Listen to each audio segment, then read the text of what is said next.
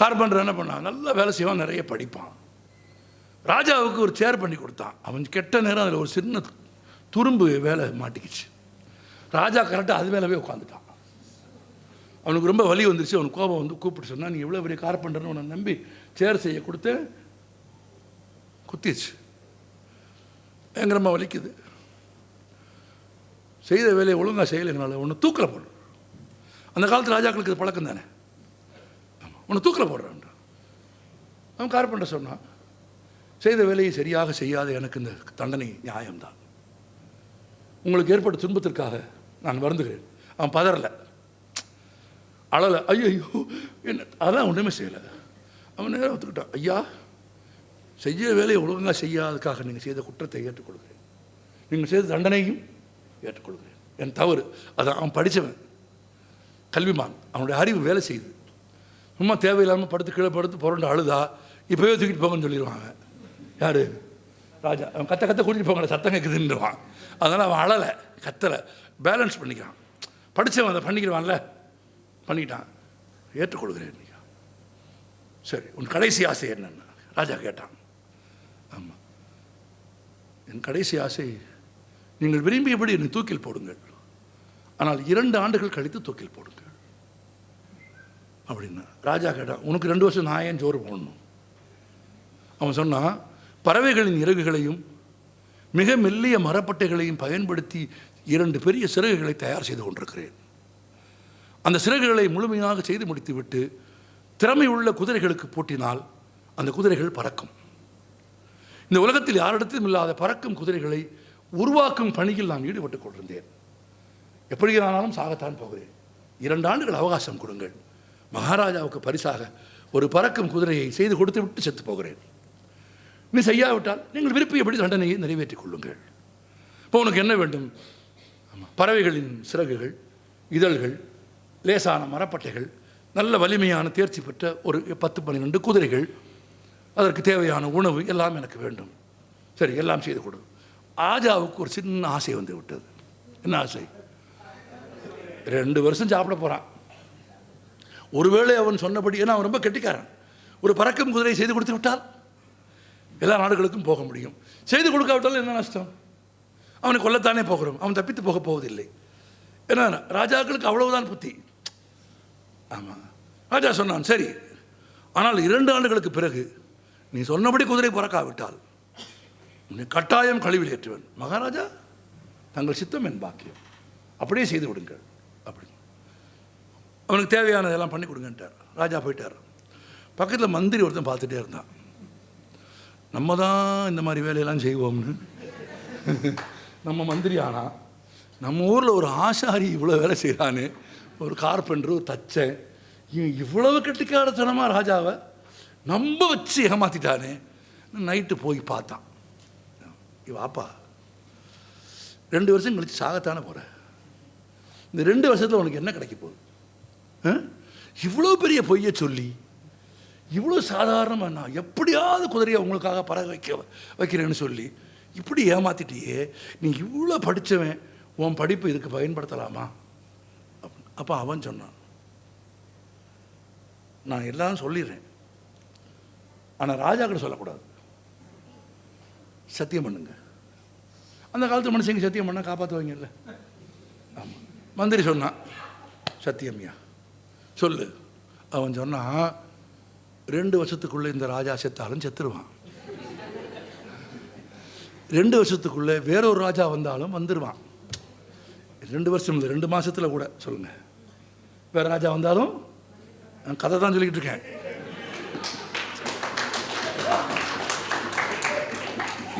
ஒரு ஆள் கைதட்டி எனக்கு இப்படி இப்படி பண்ணிட்டார். ஆமாம், இவைகளுக்கு எந்த விதமான அரசியல் உள்நோக்கமும் கிடையாது என்பதை நான் ரெவென்யூ ஸ்டாம்ப் போட்டி என் கையெழுத்து போட்டு தருகிறேன்.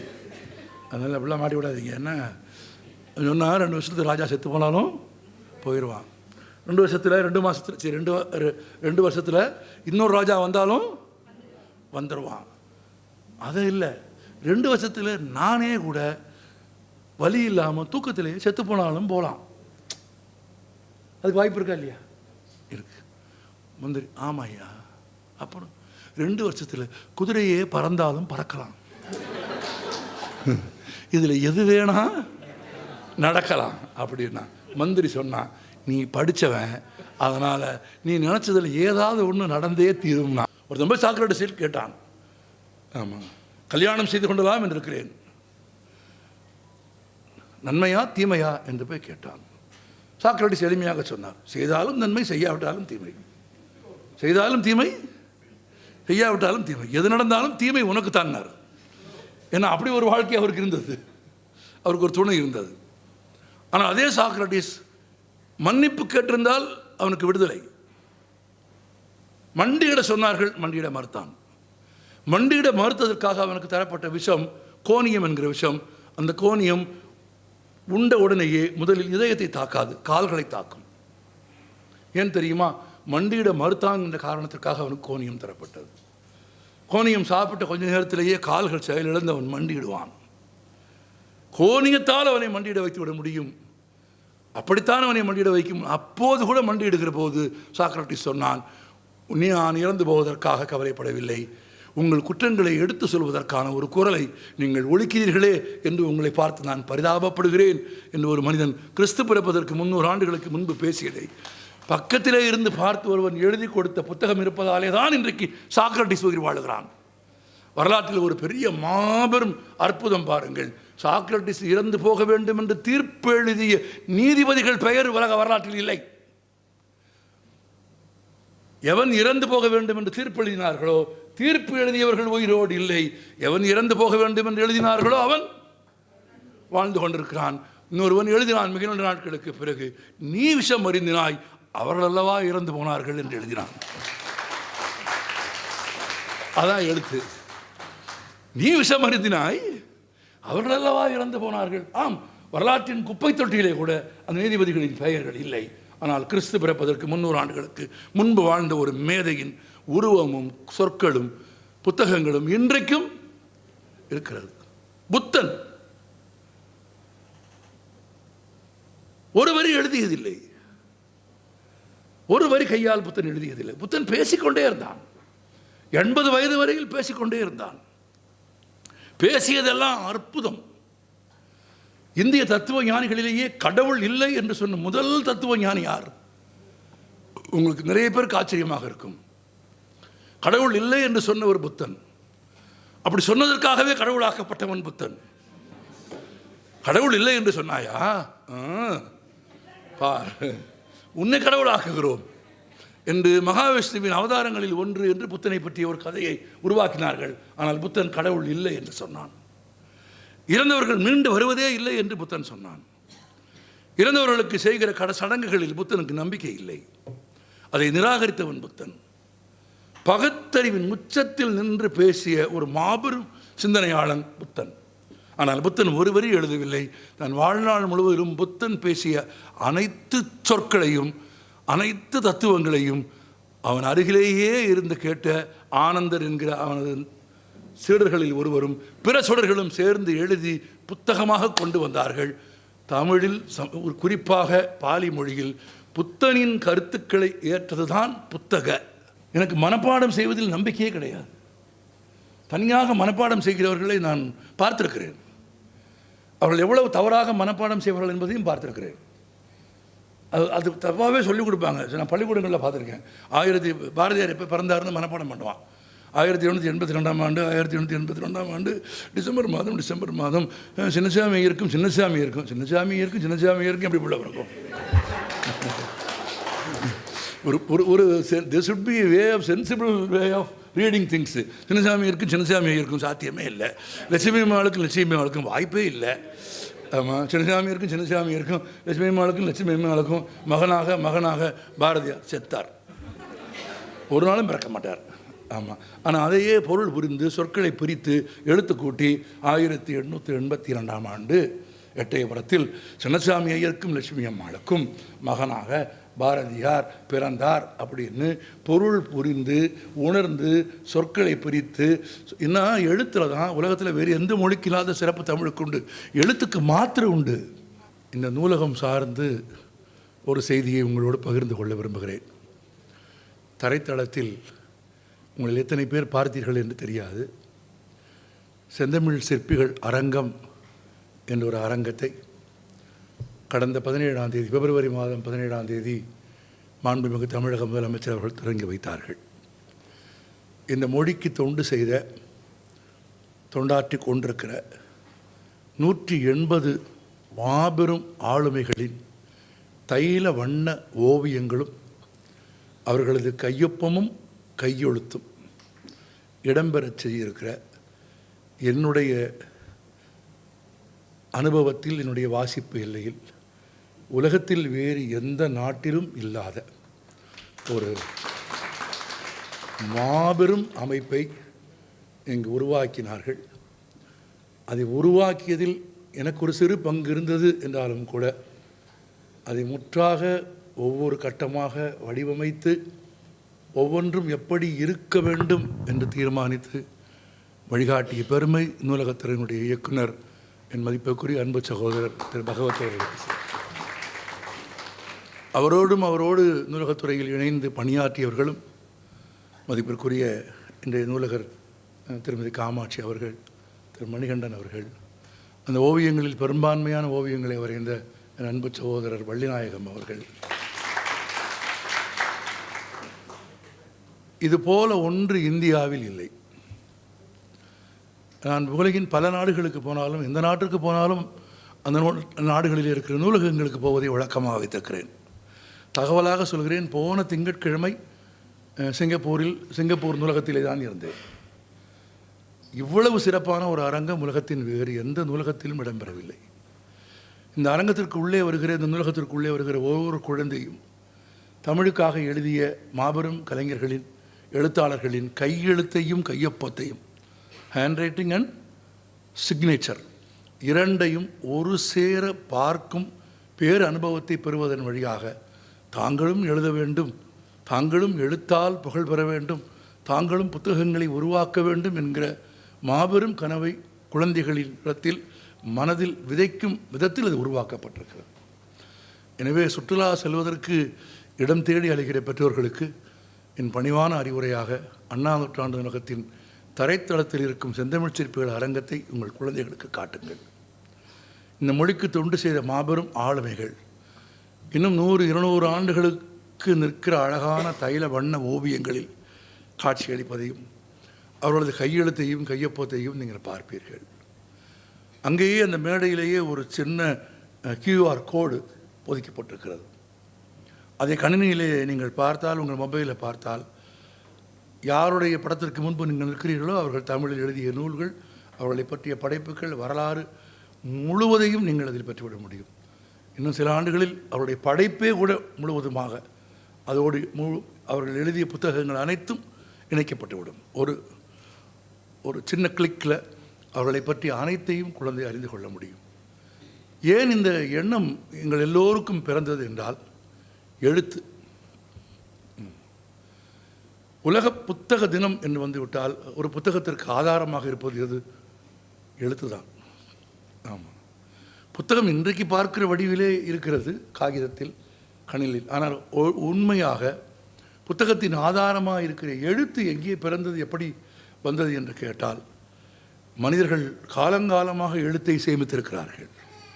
மரப்பட்டைகளில் எழுதி வைத்திருக்கிறார்கள், பனை ஓலைகளில் எழுதி வைத்திருக்கிறார்கள், எழுதுவதற்கு விலங்கின் தோள்களை பயன்படுத்தியிருக்கிறார்கள், கல்லில் எழுதியிருக்கிறார்கள், செம்பில் எழுதியிருக்கிறார்கள், இரும்பில் எழுதியிருக்கிறார்கள், உலோகங்களை, விதவிதமான உலோகங்களை பயன்படுத்தி தங்கத்தகடுகளிலே கூட எழுதியிருக்கிறார்கள்.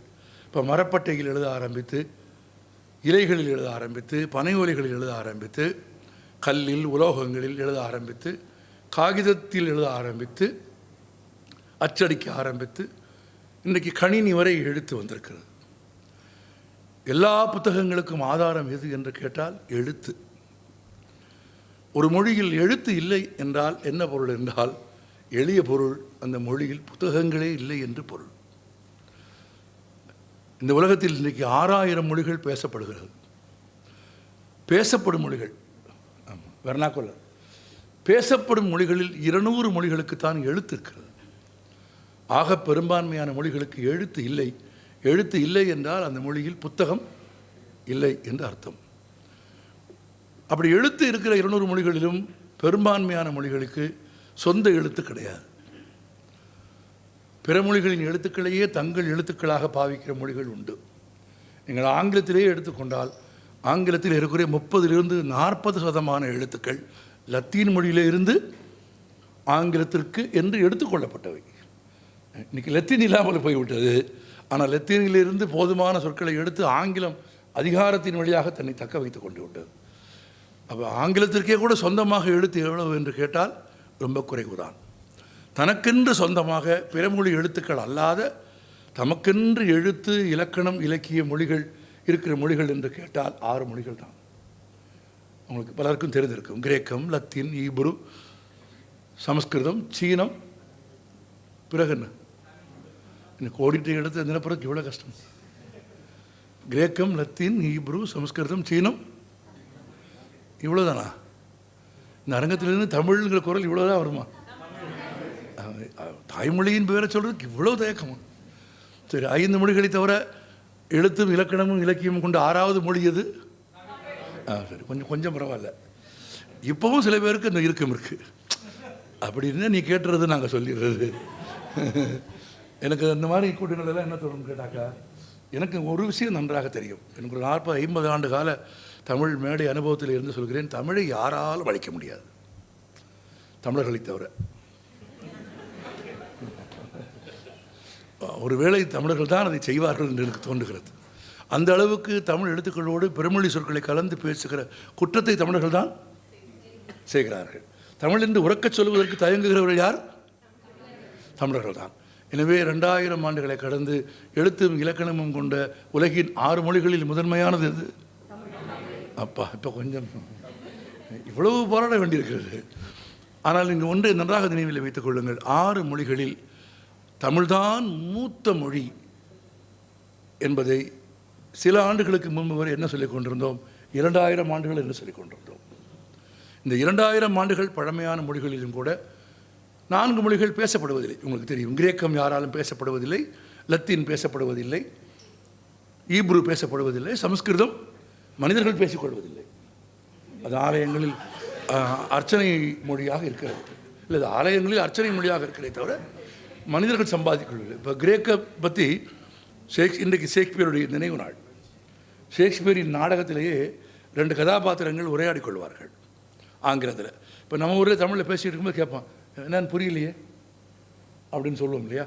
தமிழில் 2 பேர் பேசிக்கிட்டு இருக்கும்போது என்ன சொல்கிறது புரியலை என்ன சொல்லுவோம் இல்லையா? அது மாதிரி அந்த நாடகத்தில் ஒரு காட்சி இருக்கும். 2 பேர் ஆங்கிலத்தில் உரையாடி கொண்டிருப்பார்கள். ஒருவன் சொல்லுவான், நீங்கள் சொல்வது எனக்கு புரியவில்லை என்று சொல்லுவான். அவன் திரும்ப சொல்லுவான். அவன் மறுபடியும் சொல்வான், நீ சொல்வது எனக்கு புரியவில்லை என்று.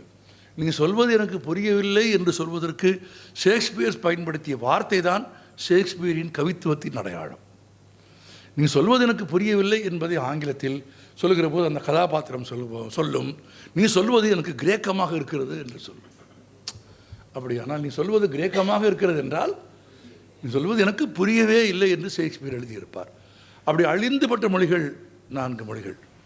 2000 ஆண்டுகள் 2000 ஆண்டுகள் என்று சில ஆண்டுகளுக்கு முன்பு வரை சொல்லிக் கொண்டிருந்தோம். ஆனால் இன்றைக்கு மதுரையில், வைகையில், கீழடியில் நடந்த ஆய்வுகளுக்கு பிறகு 3500 ஆண்டுகள் தமிழ் பழமையானது என்று சொல்கிறோம் என்று சொன்னால், அதை சொல்லுவதற்கு எது காரணமாக இருக்கிறது என்று சொன்னால், அன்றைக்கு தமிழன் சுட்ட மண்ணில் எழுதி வைத்த எழுத்து என்பதை மறக்காதீர்கள். அந்த எழுத்து சுட்ட மண்ணில் எழுதப்பட்டது. அது விஞ்ஞானபூர்வமாக ஆய்வு செய்யப்பட்டு அந்த மண்ணின் வயது 3500 என்று கண்டறியப்பட்டதன் விளைவாக இன்றைக்கு உலகில் சீனத்தை விடவும் மூத்த மொழி என்கிற இடத்தை தமிழ் எதனால் பெற்றது? எழுத்தால் பெற்றது. ஆமாம். அப்போ புத்தகம் என்பது எழுத்து தானே. மனிதனின் கண்டுபிடிப்புகளிலேயே மகத்தானது எழுத்து தான். எழுத்து என்பது மொழியின் வரி வடிவம் இல்லையா? பேச்சு என்பது மொழியின் ஒலி வடிவம். அவ்வளோதான். புத்தகத்தில் இருப்பதைத்தான் நீங்கள் படிக்கிறோம். ஆனால் ஒலி வடிவத்தை நம்பி நீங்கள் வரலாற்றை தீர்மானிக்க முடியாது. 3500 ஆண்டுகளுக்கு முன்பு மனிதர்கள் பேசிக்கொண்டதை யார் பதிவு செய்து வைத்திருக்கிறார்கள்? ஆதாரம் இல்லை. எது ஆதாரமாக உலகமெங்கும் ஏற்றுக்கொள்ளப்படுகிறது? எழுத்து பேச்சு அல்ல. ஆமாம். ஏன் ஆதாரமாக எழுத்து ஏற்றுக்கொள்ளப்படுகிறது? எழுத்து பிறழாது. இன்னும் நுட்பமாக சொன்னால் எழுத்துக்கு நாக்கு கிடையாது. இப்போ புரியுதா? எழுத்துக்கு நாக்கு கிடையாது. நாக்கு என்றால் பிறன்றோம், உங்களுக்கு தெரியும் தானே. ஆனால் எழுத்து பிறழாது. ஆமாம், எழுத்து பிறழாது மட்டுமல்ல, எழுத்துக்கு ஆயுள் அதிகம். ரொம்ப முக்கியமானது. எழுத்துக்கு ஆயுள் அதிகம் என்பது மட்டுமல்ல, எழுத்து நிலைநிறுத்துகிறது ஒரு உண்மையை. அதன் அழியாத்தன்மையை எழுத்து கொண்டு வந்து சேர்க்கிறது. எழுத்து கண்டுபிடிக்கப்பட்ட பிறகுதான் நீங்கள் ஒன்றை நினைவில் வைத்துக் கொள்ளுங்கள், உலகத்தின் மொத்த அறிவும் பதிவாக ஆரம்பித்தது. எழுத்து வந்ததற்கு பிறகுதான் பதிவு. எழுத்து இல்லாமல் இருந்திருந்தால் எந்த பதிவும் இருந்திருக்காது என்று சொன்னால், நான் இன்னும் நுட்பமாக சொல்கிறேன், கொஞ்சம் ஆழமாக யோசித்தால் புரிந்து கொள்வீர்கள். எழுத்தும் மொழியும் இல்லாவிட்டால் நமக்கு இவ்வளவு நீண்ட இறந்த காலமே இருக்காது. இருக்குமா? 2000 ஆண்டுகள் 3000 ஆண்டுகள் பழமையான திருக்குறள் என்று நீங்கள் சொல்ல முடியுமா? சொல்ல முடியாது. எழுத்துக்கு ஒரு யுனிவர்சாலிட்டி உண்டு, உலகளாவிய தன்மை எழுத்துக்கு உண்டு. திருக்குறளை நீங்கள் எங்கே வாசித்தாலும் அது திருக்குறள் தான், இல்லையா? வேறு மொழியில் நீங்கள் மொழி மாற்றம் செய்து வாசித்தாலும் அது மாறாது, மாறாத்தன்மையுடைய ஆகும். ஆனால் திருக்குறளை பற்றி பேச சொன்னால் ஆளுக்கு ஒன்று பேசிடுவான், இல்லையா? அப்போ எழுத்துக்கு என்ன சிறப்பு என்று, அதனால தான் உலகெங்கிலும் ஒப்பந்தங்கள் எழுதப்படுகின்றன. ரொம்ப முக்கியம். இப்போ எழுதப்படுவதால் ஒப்பந்தங்கள் காப்பாற்றப்படுகிறதா என்று கேட்டால் அதற்கு நான் உத்தரவாதம் கொடுக்க மாட்டேன். ஆமாம், என்ன கேட்டால் 2 யோக்கியர்களுக்கு இடையில் ஒப்பந்தமே தேவையில்லை, இல்லையா? தேவையா? போதும் சொல்லுவாங்க நம்ம ஊரில். 2 யோக்கியர்களுக்கு இடையில் ஒரு ஒப்பந்தம் தேவையே இல்லை. 2 அயோக்கியர்களுக்கு இடையிலும் ஒப்பந்தம் தேவையில்லை. ஆமாம், அது எவ்வளோ சிறப்பாக எழுதப்பட்டிருந்த போதிலும் அதை அவர்கள் காப்பாற்ற போவது இல்லை. ஆமாம், அப்போ யாருக்கும் ஒப்பந்தம் தேவைப்படுகிறது என்று கேட்டால் ஒரு யோக்கியனுக்கும் ஒரு அயோக்கியனுக்கும் தான் ஒப்பந்தம் தேவைப்படுகிறது என்று எனக்கு தோன்றுகிறது. இதில் யார் யோக்கியர்கள் யார் அயோக்கியர்கள் என்பதை ஒப்பந்தத்தில் கையெழுத்து போடுகிறவர்கள் தான் சொல்ல வேண்டும். அதனால்தான் உலகம் எங்கும் எல்லாமே எழுதப்படுகிறது. எழுத்துக்கு தமிழர்கள் கொடுத்த முக்கியத்துவத்தின் அடையாளம் நீங்கள் பாருங்கள், திருக்குறளிலே இருக்கிறது. எண்ணென்ப ஏனை எழுத்தென்ப, அதான் புஸ்தகம். வேற என்ன? அன்னைக்கு பனை ஓலை, இன்னைக்கு புத்தகம், அவ்வளோதான். தாங்கள் எழுதுவதற்கும் எழுத பயன்படுத்துவதற்குமான கருவிகளை மனிதர்கள் அந்தந்த காலங்களில் எது இருந்ததோ அதை பயன்படுத்தினார்கள். என்ன கிடைத்ததோ அதை எடுத்து பதிவு செய்து கொண்டார்கள். அந்த பதிவுகள் தான் இன்றைக்கு நமக்கு நீண்ட இறந்த காலம். இவ்வளவு பெரிய இறந்த காலம் மனித குலத்திற்கு இருக்கிறது என்றால், அறிவு செல்வங்கள் எல்லா துறை சார்ந்தும், நான் வெறும் மொழி என்ற பொருளில் சொல்ல கிடையாது, எந்த மொழியாக இருந்தாலும் சரி, புத்தகம் என்று வந்து விட்டால் பிரெயில் புத்தகம் உள்பட, பார்வையற்றவர்கள் வாசிக்கிற பிரெயில் புத்தகங்கள் உள்பட புத்தகம் என்று வந்துவிட்டால் எல்லா புத்தகங்களிலும் வாழ்வின் எல்லா துறைகளை பற்றிய அறிவையும் சேமிக்கிறது. இப்போ ஒரு புத்தகம் என்பது ஒரு மொழி சார்ந்ததல்ல, புத்தகம் என்பது மொழி சார்ந்ததல்ல, தமிழ் அல்ல. புத்தகம் என்பது ஒரு இனத்தின் ஒட்டுமொத்த அறிவு சார்ந்தது. ஒரு இனத்தினுடைய எல்லா துறைகளின் அறிவையும் அது சேமித்து வைக்கிறது. கணினிக்கா புத்தகம், வரலாறா புத்தகம், எல்லாவற்றுக்கும் புத்தகம். இன்னும் ரொம்ப நம்ம ஊர் மொழியில் சொல்வதாக இருந்தால், புத்தகம் என்பது இறந்த காலத்தை, கடந்த காலத்தை, மனிதன் இதுவரையில் திரட்டி சேகரித்த எல்லா அனுபவங்களையும், செல்வங்களையும், அறிவையும், தோல்விகளையும், அவமானங்களையும், வெற்றிகளையும் சேர்த்து வைக்கிற களஞ்சியம் புத்தகம். எழுதப்படுகிற ஒவ்வொரு புத்தகத்திலும் எழுதுகிறவனின் குருதி இருக்கிறது. எழுதப்படுகிற ஒவ்வொரு புத்தகத்திலும் எழுதுகிறவனின் வேர்வை இருக்கிறது. எழுதப்படுகிற ஒவ்வொரு புத்தகத்திலும் எழுதுகிறவனின் புன்னகை இருக்கிறது, கண்ணீர் இருக்கிறது. ஆமாம், கடல் நீர் ஏன் உப்பாக இருக்கிறது என்று கிப்ரானை கேட்டார்கள். ஆமாம், வரலாறு நடுக தோற்றவர்களின் கண்ணீரை சேர்த்து கொண்ட பிறகு கடல் நீர் எப்படி இனிக்க முடியும் என்று கிப்ரான் கேட்டார். இது கிப்ரான் ஒரு கவிதையிலே தான் எழுதியிருக்கிறார். ஒரு புத்தகம் தான் கிப்ரான் எனக்கு அறிமுகப்படுத்துகிறது.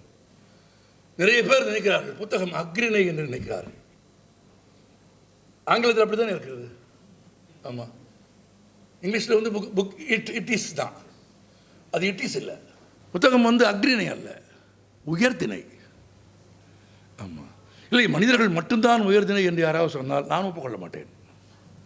நான் பல கூட்டங்களில் சொல்லிக்கொண்டே இருக்கிறேன், மொழி இருப்பதால் மனிதன் நடத்தி கொண்ட சாகசங்களுக்கு எல்லையே கிடையாது.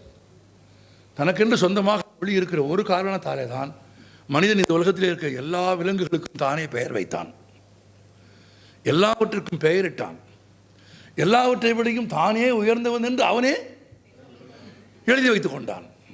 செடிக்கும் கொடிக்கும் ஓரறிவு, நத்தைக்கும் சங்குக்கும் ஈரறிவு, நண்டுக்கும் வண்டுக்கும் 3 அறிவு, கரையானுக்கும் எறும்புக்கும் 4 அறிவு, விலங்குகளுக்கு 5 அறிவு, மனிதனுக்கு சத்தமாக சொல்லுங்க, அதையாவது சத்தமாக சொல்லுங்க.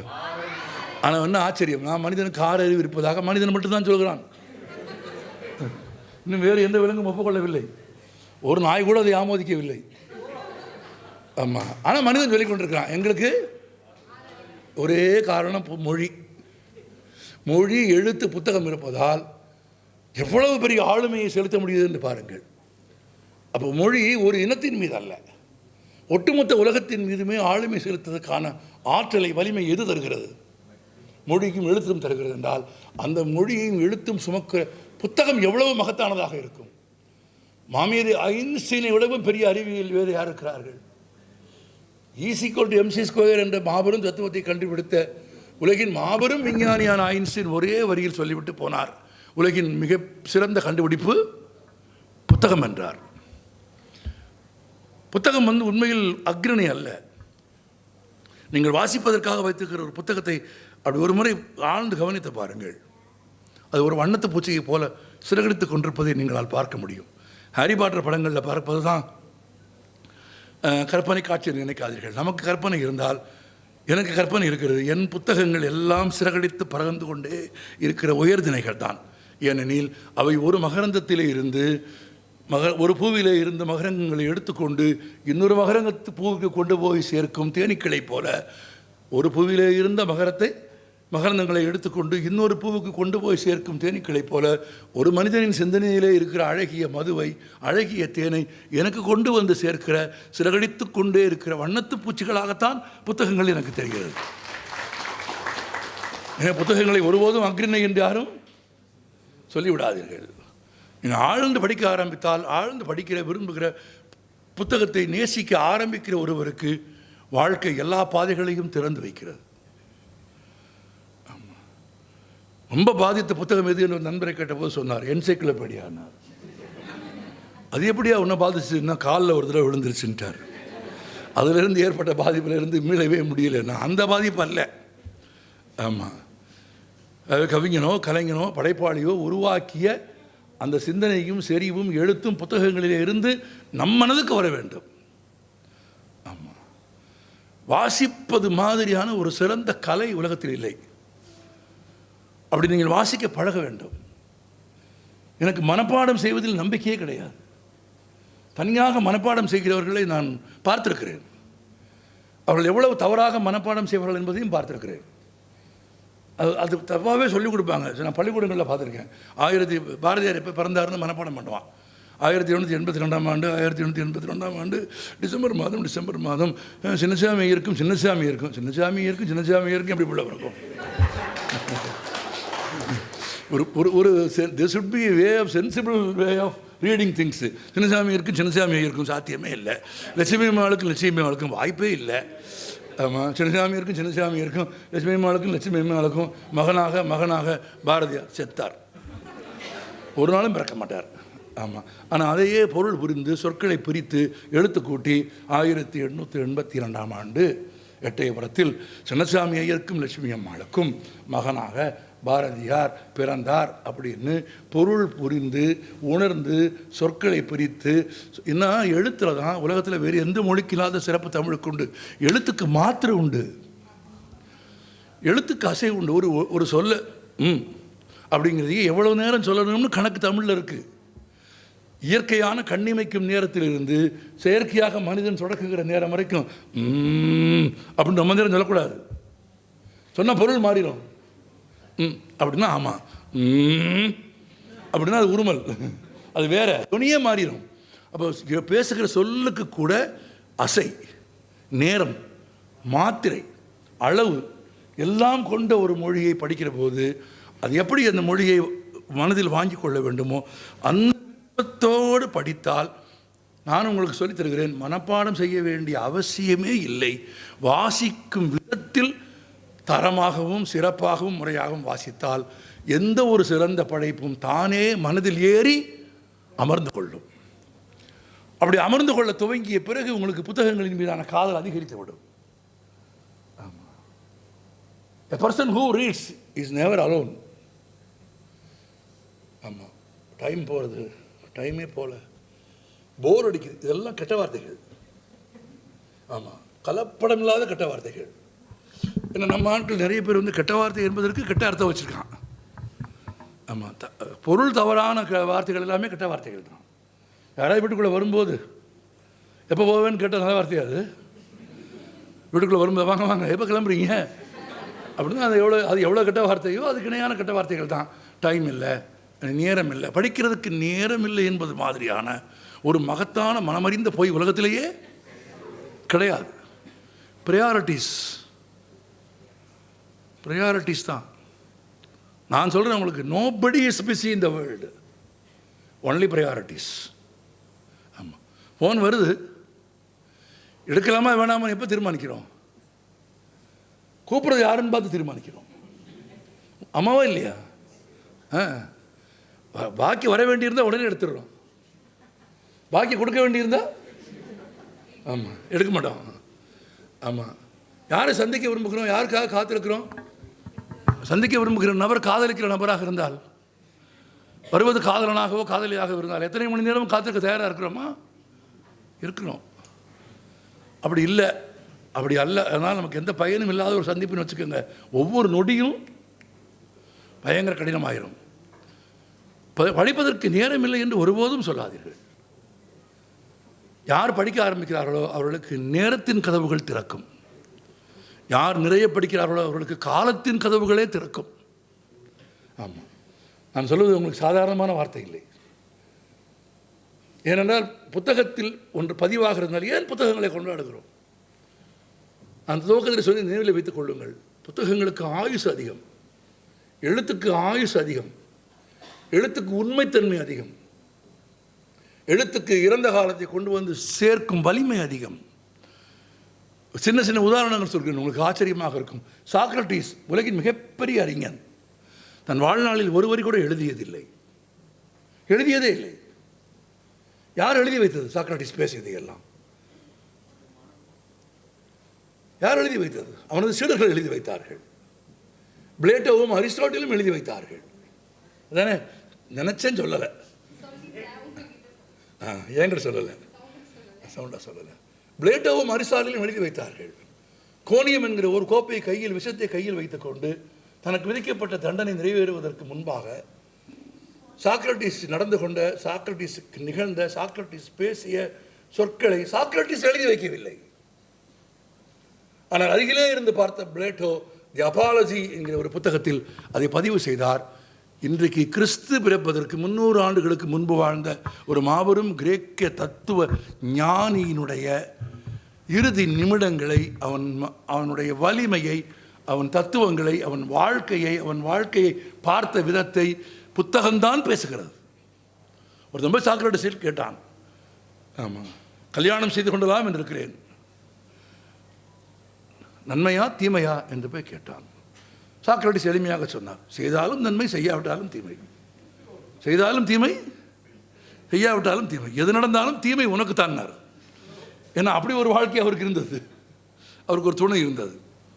ஆனால் அதே சாக்ரட்டிஸ் மன்னிப்பு கேட்டிருந்தால் அவனுக்கு விடுதலை. மண்டியிட சொன்னார்கள், மண்டியிட மறுத்தான். மண்டியிட மறுத்ததற்காக அவனுக்கு தரப்பட்ட விஷம் கோனியம் என்கிற விஷம். அந்த கோனியம் உண்ட உடனேயே முதலில் இதயத்தை தாக்காது, கால்களை தாக்கும். ஏன் தெரியுமா? மண்டியிட மறுத்தான் என்ற காரணத்திற்காக அவனுக்கு கோனியம் தரப்பட்டது. கோனியம் சாப்பிட்ட கொஞ்ச நேரத்திலேயே கால்கள் செயலிழந்து அவன் மண்டியிடுவான். கோனியத்தால் அவனை மண்டியிட வைத்து விட முடியும், அப்படித்தான் அவனை மண்டியிட வைக்கும். அப்போது கூட மண்டியிடுகிற போது சாக்ரட்டிஸ் சொன்னான், நான் இறந்து போவதற்காக கவலைப்படவில்லை, உங்கள் குற்றங்களை எடுத்து சொல்வதற்கான ஒரு குரலை நீங்கள் ஒழிக்கிறீர்களே என்று உங்களை பார்த்து நான் பரிதாபப்படுகிறேன் என்று ஒரு மனிதன் கிறிஸ்து பிறப்பதற்கு 300 ஆண்டுகளுக்கு முன்பு பேசியதை பக்கத்திலே இருந்து பார்த்து ஒருவன் எழுதி கொடுத்த புத்தகம் இருப்பதாலே தான் இன்றைக்கு சாக்ரட்டிஸ் உயிர் வாழுகிறான். வரலாற்றில் ஒரு பெரிய மாபெரும் அற்புதம் பாருங்கள். சாக்ரட்டிஸ் இறந்து போக வேண்டும் என்று தீர்ப்பு எழுதிய நீதிபதிகள் பெயர் உலக வரலாற்றில் இல்லை. எவன் இறந்து போக வேண்டும் என்று தீர்ப்பு எழுதினார்களோ தீர்ப்பு எழுதியவர்கள் உயிரோடு இல்லை. எவன் இறந்து போக வேண்டும் என்று எழுதினார்களோ அவன் வாழ்ந்து கொண்டிருக்கிறான். இன்னொருவன் எழுதினான் மிக நீண்ட நாட்களுக்கு பிறகு, நீ விஷம் அறிந்தினாய், அவர்கள் அல்லவா இறந்து போனார்கள் என்று எழுதினான். அதான் எழுத்து. நீ விஷம் அறிந்தினாய், அவர்கள் அல்லவா இறந்து போனார்கள். ஆம், வரலாற்றின் குப்பை தொட்டியிலே கூட அந்த நீதிபதிகளின் பெயர்கள் இல்லை. ஆனால் கிறிஸ்து பிறப்பதற்கு 300 ஆண்டுகளுக்கு முன்பு வாழ்ந்த ஒரு மேதையின் உருவமும் சொற்களும் புத்தகங்களும் இன்றைக்கும் இருக்கிறது. புத்தன் ஒரு வரி எழுதியதில்லை, ஒரு வரி கையால் புத்தன் எழுதியதில்லை. புத்தன் பேசிக்கொண்டே இருந்தான். 80 வயது வரையில் பேசிக்கொண்டே இருந்தான். பேசியதெல்லாம் அற்புதம். இந்திய தத்துவ ஞானிகளிலேயே கடவுள் இல்லை என்று சொன்ன முதல் தத்துவ ஞானி யார்? உங்களுக்கு நிறைய பேருக்கு ஆச்சரியமாக இருக்கும். கடவுள் இல்லை என்று சொன்ன ஒரு புத்தன். அப்படி சொன்னதற்காகவே கடவுளாக்கப்பட்டவன் புத்தன். கடவுள் இல்லை என்று சொன்னாயா, பார் உன்னை கடவுளாக்குகிறோம் என்று மகாவிஷ்ணுவின் அவதாரங்களில் ஒன்று என்று புத்தனை பற்றிய ஒரு கதையை உருவாக்கினார்கள். ஆனால் புத்தன் கடவுள் இல்லை என்று சொன்னான். இறந்தவர்கள் மீண்டு வருவதே இல்லை என்று புத்தன் சொன்னான். இறந்தவர்களுக்கு செய்கிற சடங்குகளில் புத்தனுக்கு நம்பிக்கை இல்லை. அதை நிராகரித்தவன் புத்தன். பகுத்தறிவின் உச்சத்தில் நின்று பேசிய ஒரு மாபெரும் சிந்தனையாளன் புத்தன். ஆனால் புத்தன் ஒரு வரி எழுதவில்லை. தன் வாழ்நாள் முழுவதிலும் புத்தன் பேசிய அனைத்து சொற்களையும் அனைத்து தத்துவங்களையும் அவன் அருகிலேயே இருந்து கேட்ட ஆனந்தர் என்கிற அவனது சீடர்களில் ஒருவரும் பிற சீடர்களும் சேர்ந்து எழுதி புத்தகமாக கொண்டு வந்தார்கள். தமிழில் ஒரு குறிப்பாக பாலி மொழியில் புத்தனின் கருத்துக்களை ஏற்றதுதான் புத்தக. ஆமாம், இன்றைக்கு தமிழில் புத்தகம் என்று சொல்கிறோமே, புத்தனின் கருத்துக்களை ஏற்றதுதான் புத்தக. எழுதி வைத்தார்கள். அப்படியான எழுத்தின் வலிமை தெரிகிறதா? ஒருவேளை ஒருவன் எழுதி வைக்காமல் இருந்திருந்தால் சாக்ரட்டிஸை சந்திச்சிருக்க முடியுமா? ஒரு ஆனந்தன் எழுதி வைக்காமல் போயிருந்தால் புத்தனின் ஞானம் நமக்கு கிடைத்திருக்குமா? நபிகள் நாயகம் ஸல்லல்லாஹு அலைஹி வஸல்லத்துக்கு எழுத படிக்க தெரியாது. உலகமே என்று ஒப்புக்கொண்ட திருமறையை இறைவன் அவருக்கு சொல்கிறான். இறைவன் தேர்ந்தெடுத்தவர் அவர். இறைவன் தேர்ந்தெடுத்த அந்த மாபெரும் ஒளிபொருந்திய மனிதருக்கு எழுத படிக்க தெரியாது. ஆனால் பின்னாளில் அவர் பேசிய எல்லாவற்றையும் ஹதீஸ்களை யார் எழுதி வைத்தார்கள்? அவரது நபிகள் நாயகம் ஸல்லல்லாஹு அலைஹி வஸல்லமின் தோழர்கள் எழுதி வைத்தார்கள். அவருடைய இறுதி நாட்களை அருகிலே இருந்து பார்த்தவர்கள் எழுதி வைத்த போய்த்தான் அவர் எங்கே வாழ்ந்து கொண்டிருக்கிறார். இப்போ உலகெங்கிலும் இருக்க மனிதர்களின் உள்ளங்களில் மட்டுமல்ல, சாக்ரட்டிஸும் இயேசுவும் புத்தனும் நபிகள் நாயகம் ஸல்லல்லாஹு அலைஹி வஸல்லம் புத்தகங்களில் வாழ்கிறார்களா இல்லையா? இந்த புத்தகங்கள் இல்லாவிட்டால் நமக்கு எதுவும் தெரிந்திருக்காது. காந்தியை எப்படி தெரியும் நமக்கு? ஒருவேளை புத்தகங்கள் காந்தியை பற்றி எழுதப்படாவிட்டால் இந்த சேஷம் காந்தியை மிகப்பெரிய அளவில் மறந்து தொலைவில் போகிற அளவிற்கு இப்போதே காந்தியை மறக்க செய்வதற்கு நிறைய முயற்சிகள் நடக்கிற ஒரு காலத்தில், ஆனால் எவராலும் மறக்கடிக்க செய்ய முடியாத ஒரு மாபெரும் ஆளுமை யார்? காந்தி. காந்தியை பற்றி மற்றவர்கள் எழுதியது ஒருவரும் இருக்கட்டும், காந்தியை தன்னை பற்றி எழுதி வைத்து விட்டு போனார். 18,000 பக்கங்கள் எழுதியிருக்கிறார் காந்தி. தன் வாழ்க்கையில் எழுதி குவித்திருக்கிறார். தன் வாழ்க்கை அனுபவங்களை 1920ஆம் ஆண்டு வரையிலான தனது வாழ்க்கையை எழுதிவிட்டு போயிருக்கிறார். ஒரு வாழ்க்கையில் ஒரு சம்பவம். ஆமாம், தென்னாப்பிரிக்காவிலே ஒரு வழக்கறிஞராக வேலை செய்கிறார். நல்ல பணம், நல்ல காசு, செல்வாக்கான ஒரு சூழலிலே காந்தி அங்கே இருக்கிறார். ஒரு நாள் ஒருவர் அவரை பார்க்க வருகிறார். வந்தவர் உள்ளே வருகிற போதே தலையிலிருந்து தலப்பாகையை கழட்டி கக்கத்தில் வைத்து கொண்டு வணக்கம் சொல்லுகிறார். காந்தி கேட்கிறார், யார் நீங்கள்? அவர் தன் பெயரை சொல்கிறார். அவர் பெயரை நான் பிறகு சொல்கிறேன். அவர் தன் பெயரை சொல்கிறார். என்ன விஷயம் என்று கேட்கிறார் காந்தி. இதை காந்தி எழுதியிருக்கிறார். என்ன விஷயம் என்று காந்தி கேட்கிறார். என் முதலாளி என்னை அடித்தார், என் முன்பல் உடைந்து விட்டது. காந்தி அப்போதுதான் பார்க்கிறார், முன்பல் உடைந்து உதடு கிழிந்து காயமாக இருக்கிறது. அவர் மீது ஒரு வழக்கு போட்டு எனக்கு நஷ்டஈடு வாங்கி தர வேண்டும். நான் எத்தனையோ பேரிடத்தில் போய் கேட்டேன். ஆனால் என் முதலாளி ஒரு வெள்ளைக்காரன் என்பதால் வெள்ளைக்காரர்களை எதிர்த்து வழக்கு போட யாரும் தயாராக இல்லை. நீங்கள் ஒருவேளை உதவக்கூடும் என்று சொன்னார்கள். அதனால் உங்களிடத்தில் வந்தேன். என் முதலாளியின் மீது வழக்கு போட வேண்டும், எனக்கு நஷ்டஈடு வாங்கித்தர வேண்டும், எனக்கு நீதி வாங்கித்தர வேண்டும். அவன் பாதிக்கப்பட்டவன் என்பதை விடவும் மிக முக்கியமான குறிப்பு அவன் நீதிக்கு தயாராக இருந்தான் என்பது. அது ரொம்ப முக்கியம். காந்தி சொன்னார், சரி, நீங்கள் விரும்பியபடியே உங்கள் முதலாளியின் மீது வழக்கு தொடுக்கிறேன். நீங்கள் உள்ளே வரும்போது கட்டியிருந்த தலப்பாகையை மீண்டும் தலையில் கட்டிக்கொள்ளுங்கள் என்று காந்தி சொல்கிறார். அவனுக்கு தயக்கமாகிவிட்டது. கட்ட சொல்கிறாரே, கட்டலாமா வேணாமான்னு. ஏன்னா சில பேரை நீங்கள் பார்க்க போனீங்கன்னா உட்கார சொல்லுவாங்க. உட்கார சொல்லுவாங்கன்னா என்ன அர்த்தம்னா உட்காருங்கன்னு அர்த்தம் இல்லை, அது இன்னொரு அர்த்தம் இருக்குது. உட்காரியா இல்லையான்னு பார்க்குறது. ஆமாம், நான் உட்கார சொன்னால் நீ உட்காந்துருவியா? இல்லைங்கய்யா, இல்லைங்க சும்மா நான் நிற்கிறேன் அப்படின்னு நின்னா ரைட். கந்தர்வன் துண்டுன்னு ஒரு கதை எழுதியிருப்பார், படிச்சிருக்கீங்களா யாராவது? அப்புறமா தேடி படிங்க. துண்டு.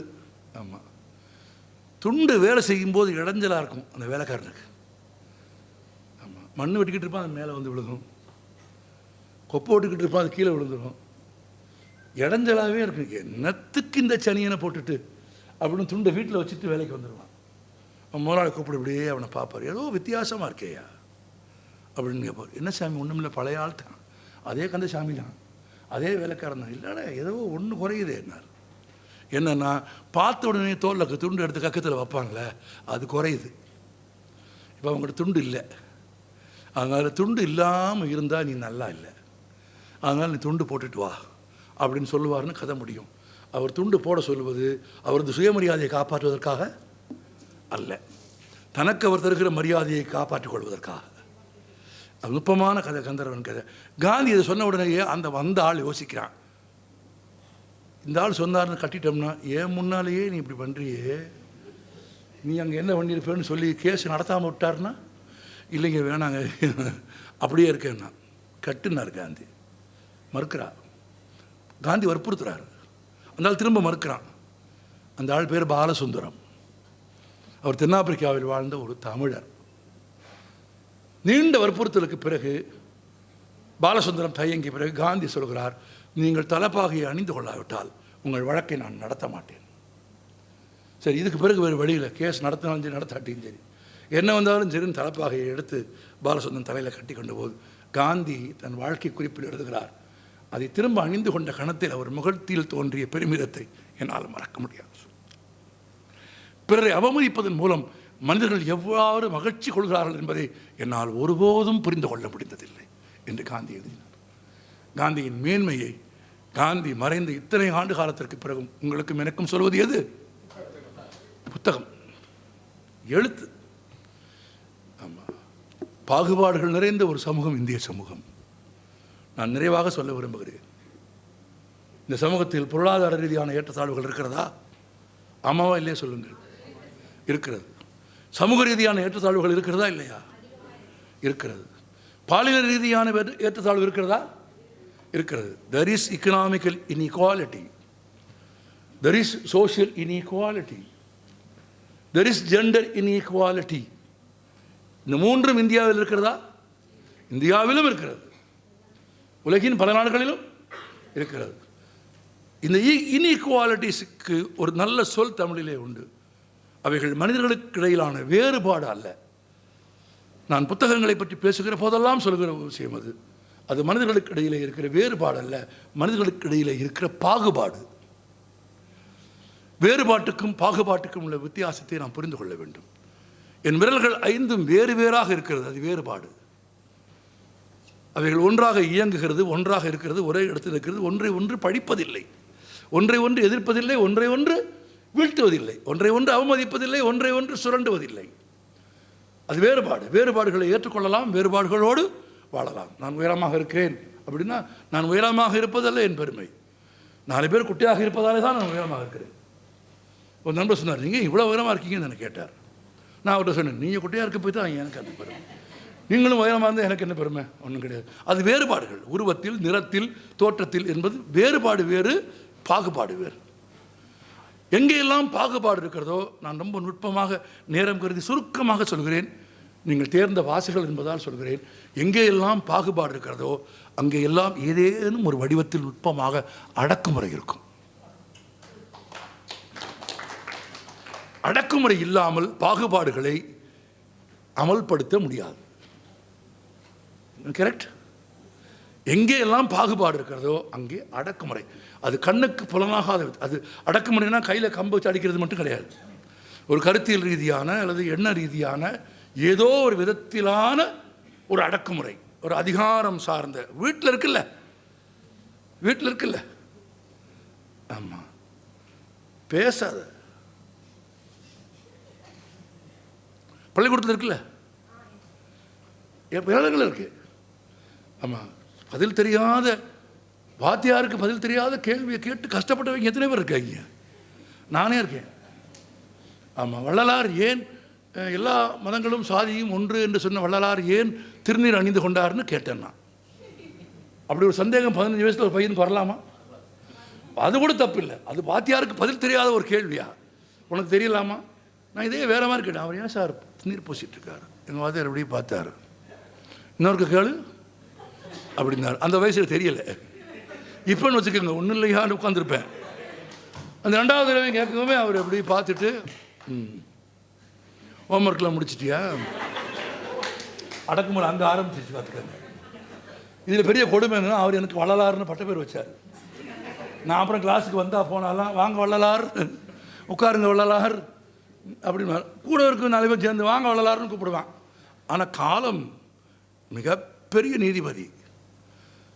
அவர் எனக்கு வைத்தப்பட்ட பேர் நிலைக்கவே இல்லை. அடுத்த வரியை நீங்கள் நிரப்பிக் கொள்ளுங்கள். நாங்கள் அவருக்கு வைத்தப்பட்ட பேர் இன்றைக்கு இருக்கிறது. ஆமாம், மாணவர்களுக்கு ஆசிரியர்கள் வைக்கும் பட்ட பெயர்கள் நிலைப்பதே இல்லை. ஆனால் மாணவர்கள் ஆசிரியர்களுக்கு வைத்த பட்ட பெயர்கள் மறைவதே இல்லை. ஆமாம், போகும்போது சொல்லிட்டு போயிடுவான். ஆமாம், அடுத்த செட்டுக்கு கொஞ்சம் வரும்போதே சொல்லிடுவான். அப்போ ஏதோ ஒரு விதத்தில் நுட்பமான முறையில் பாகுபாடுகள் செயல்பட வேண்டுமானால் அங்கே அடக்குமுறை இருக்க வேண்டும். அப்போ எங்கே அடக்குமுறை இருக்கிறதோ அங்கே சட்டத்தின் ஆட்சி இல்லை. கரெக்ட்? எங்கே அடக்குமுறை இருக்கிறதோ அங்கே ரூல் ஆஃப் லா இல்லை. சட்டத்தின் ஆட்சி இல்லாமல் அடக்குமுறையின் மூலமாக பாகுபாடுகளை நிலைநிறுத்துகிற சமூகத்தில் பாகுபாடுகளிலே இருந்து தன்னை காப்பாற்றிக் கொள்வதற்கான உரிமை ஒவ்வொரு உயிருக்கும் இருக்கிறது. எனவேதான் உலக புத்தக தினத்தை அறிவித்த போது யுனெஸ்கோ சொன்னது, அது வெறும் வாசிப்பதற்கானதாக மட்டுமல்ல, ஒவ்வொரு மனிதனின் அடிப்படை உரிமை என்று சொன்னது. Reading is not just a habit. Reading is not just a fun. Reading is not just gathering knowledge. Reading is a fundamental right. சுதந்திரம் போல வாசிப்பது என்பது என் பிறப்புரிமை. ஆமாம், என் ஜனநாயக கடமை.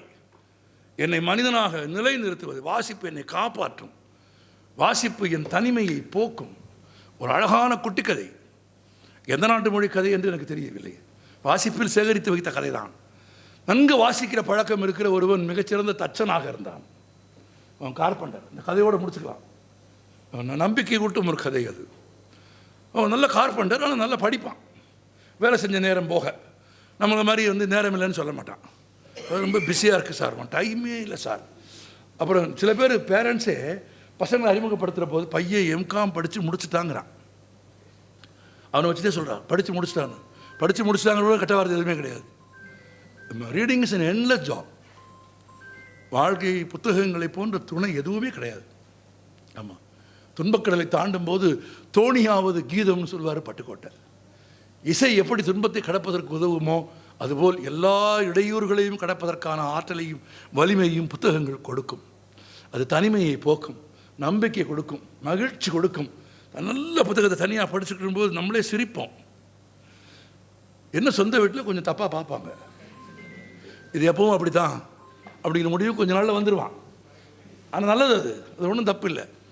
நான் அப்படி தான் அப்படிலாம் நாங்களாம் பேர் வாங்கின ஆட்கள் அப்படி தான்.